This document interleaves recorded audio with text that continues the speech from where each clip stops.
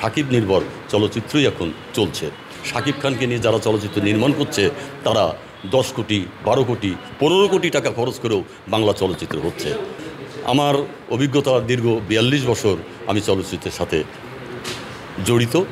সহকারী পরিচালক থেকে পরিচালনায় এসেছি, পরিচালনা করেছি অনেকগুলো চলচ্চিত্র নামে বেনামে। তো আমরা বিভিন্ন সময় দেখেছি আমাদের দেশে চলচ্চিত্রে আমাদের কিন্তু অনেক সময় কি বলে শিল্পী সংকট হতো। সেই শিল্পী সংকটের সময় আমরা দেখেছি আমাদের 1985 সালে 84-85-তে আপনারা জানেন নতুন মুখের সন্ধানে আমাদের কিছু আর্টিস্ট শিল্পী এসেছিল। সেই শিল্পীরা তারা কিন্তু একসময় এই চলচ্চিত্রকে লিড করেছে।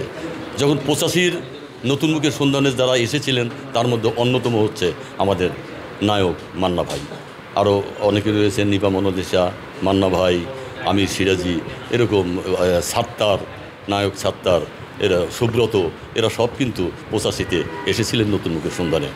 পরবর্তীতে আমরা শিল্পী সংকটের মধ্যে যখন আমরা পড়ি, এভাবে কেউ উদ্যোগ আজ পর্যন্ত কেউ নেয়নি।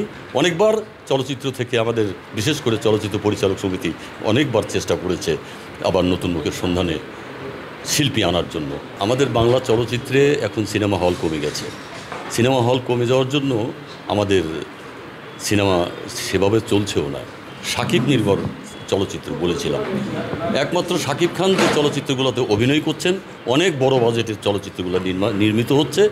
কারণ বর্তমানের বিশ্বায়নে যে প্রযুক্তির খেলা চলছে চলচ্চিত্রে, সে প্রযুক্তিগতভাবেই সাকিব খানকে নিয়ে যারা চলচ্চিত্র নির্মাণ করছে তারা 10 কোটি, 12 কোটি, 15 কোটি টাকা খরচ করেও বাংলা চলচ্চিত্র হচ্ছে।